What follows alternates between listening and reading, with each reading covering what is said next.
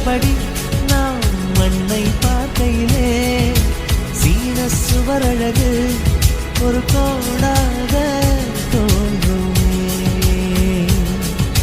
மண்ணில் இருந்தபடி வானிலவை பார்க்கையிலே நாமும் நடந்த தடம் அதிலே சாத தோன்றுமே.